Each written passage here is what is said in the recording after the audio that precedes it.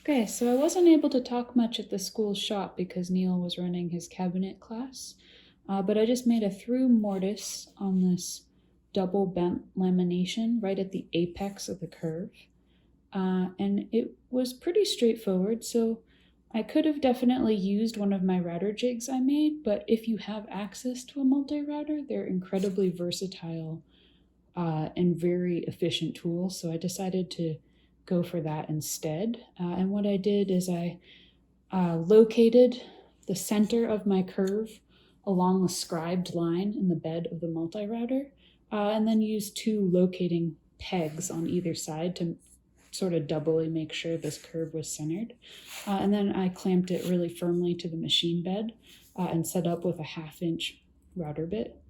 And then you can see I marked out the two extreme ends of my mortise as well as the height location too. I did end up going a little bit off on my height location. I guess I wasn't checking the router as carefully as I thought I would. And then I backed up the curve because this is a through mortise. I backed up the curve with a piece of bendy ply that I just double sticked on the back.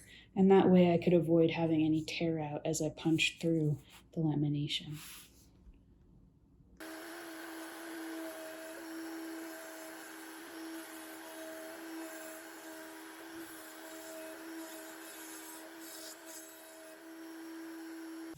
Okay, so I have my through mortise on my bent lamination piece here, which has a double curve in it.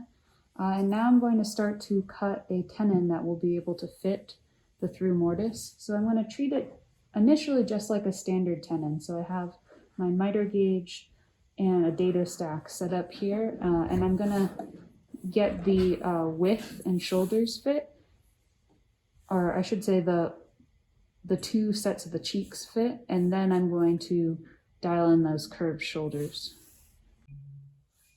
Okay, so I've cut my tenon and I fit the cheeks both width-wise and thickness-wise so that my tenon just starts to drop into the through mortise on my bent lamination piece. So I'm going to clamp this in my vise now. And I have two choices because I cut this on the mortise on the multi-router. The outside edges of the mortise are rounded because of the diameter of the router bit. So I can either choose to square out my through mortise or I can choose to round out my tenon. For me, I find rounding out the tenon to be the easier choice. So I'll just center my bent lam on the top of my tenon and use a pencil to carefully trace out the profile, the inside of the mortise. Next, I'll grab a rasp or file that has a smooth edge, so that way I'm not marring the shoulders of my tenon. And I will just file the outside of the tenon to match the radius of the mortise.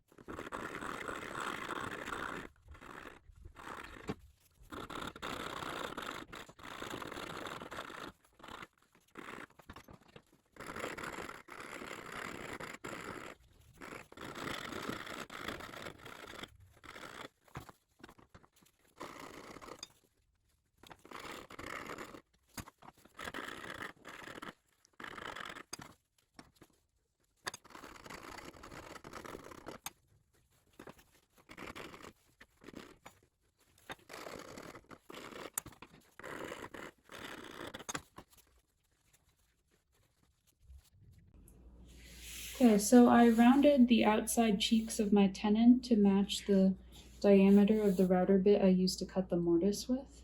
And now I'm ready for the final step, which is to create a curved shoulder to match the bent lamination. So I took just a piece of 3/4 MDF and I scribed the curve of the bent lamination, the apex of the curve, onto the piece of MDF. Then rough cut it on the bandsaw and then sanded it on the belt sander.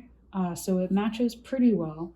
There might be some minor fine tuning I might have to do with a curved sanding block afterwards. But now I've double stick taped my template onto my tenon piece, and I've set up a pattern bit, which is essentially just a really short flush trim bit, to cut the shoulder of this tenon to match that concave curve.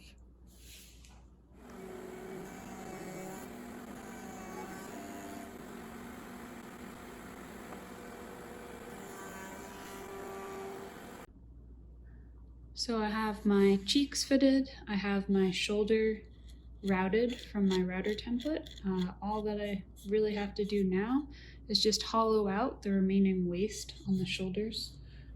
Because this will be pressed flat against the bent lamination, the end grain doesn't matter. It doesn't have to be like a perfect fit, so I can just create hollowed shoulders all the way around the tenon.